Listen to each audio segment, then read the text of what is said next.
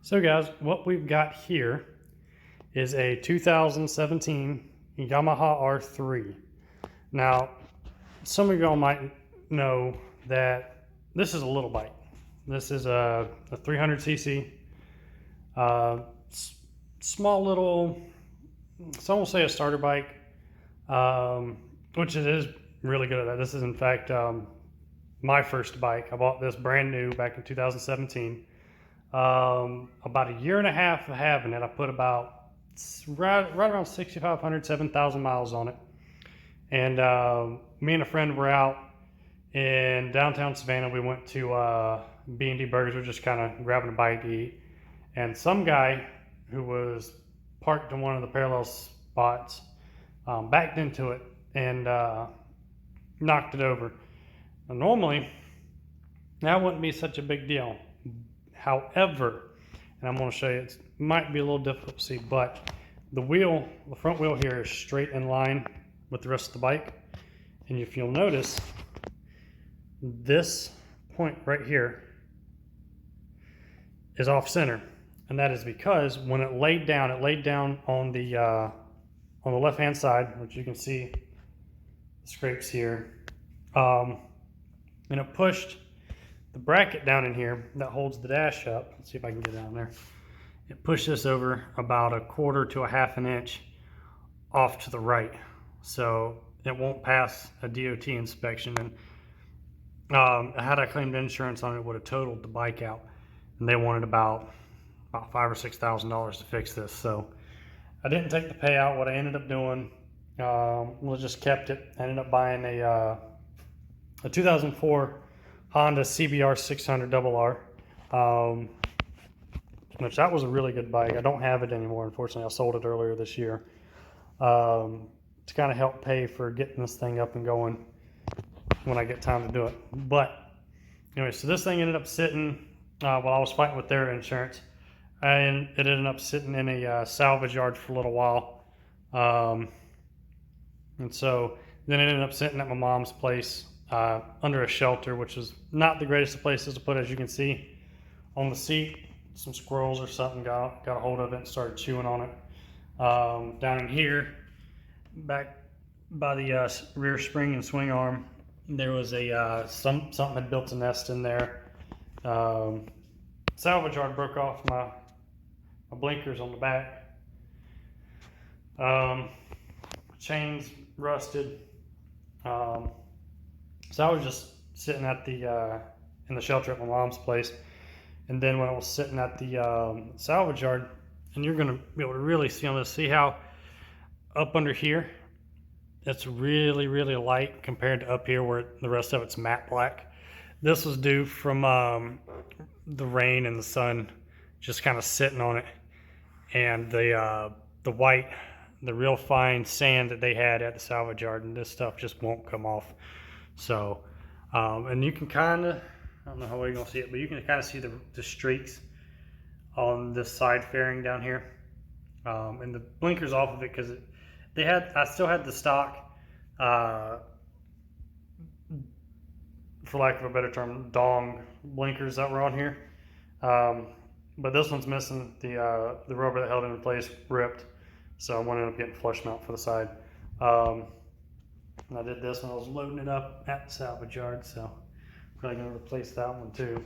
But other than that piece of side tank, or that tank cover and this fairing, all the rest of them are in really good shape, aside from this cowling right here. And then the other thing that when it fell over that broke, and I didn't find this out till like a few weeks later, was back here, is like this mount right here is broken. This mount down here is broken, and same for the other two on the other side. The only thing really holding it on is the mirror mounts up here. So all this up here is going to end up having to be replaced. About the only thing I'm going to be able to salvage is the windscreen, the mirrors, and the dash. So yeah, so I've got to get those replaced. I'm going to get the seats replaced. I'm actually probably going to go with the rear seat delete kit, just because this really not comfortable to ride somebody around on the back. So there's really no point in having it. And I usually ride around by myself anyways when I'm on it. It's more comfortable. So I'll do that. I'll delete the passenger rear sets. Just to get it back to factory, because I really like the red on black. I think Yamaha calls it the Raven edition or whatever that they do with all their sport bikes, with the R6s, the R1s, and etc. I'm gonna end up doing just oil change and a coolant flush. Probably a new battery. This one's pretty weak. I can get it to start and run. I just got to give it a run and start or jump it off. Then once all that gets done, we're going to put a Yoshimura. I think it's the R95, if I remember right. But it's going to be a full system, headers and all, going out the back, and a flash tune. Because eventually, once I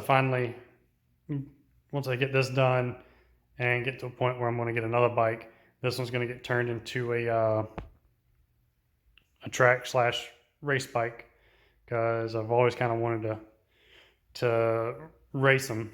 So this will be a good starting point for that, to see if I want to move up to the bigger bikes, like your 600s and your 1000s. And there's even an amateur series that runs 750s, which would be really fun to run an RC45 or something like that. So yeah, this thing's probably also going to get brakes. Brakes, what else? New grips on the handles when they started eating up the seat. I don't know if you can see, they started eating up the grips too.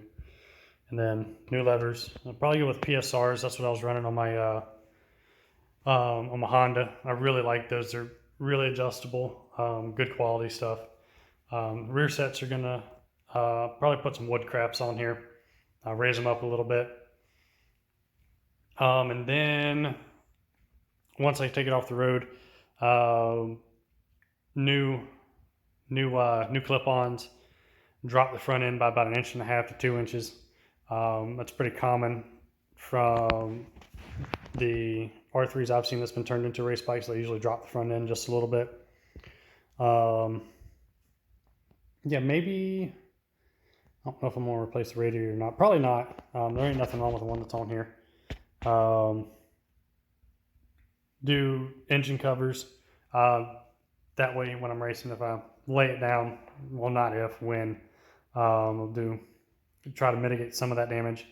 Which a lot of it, when this thing got knocked over originally, got mitigated pretty well, because when I bought it,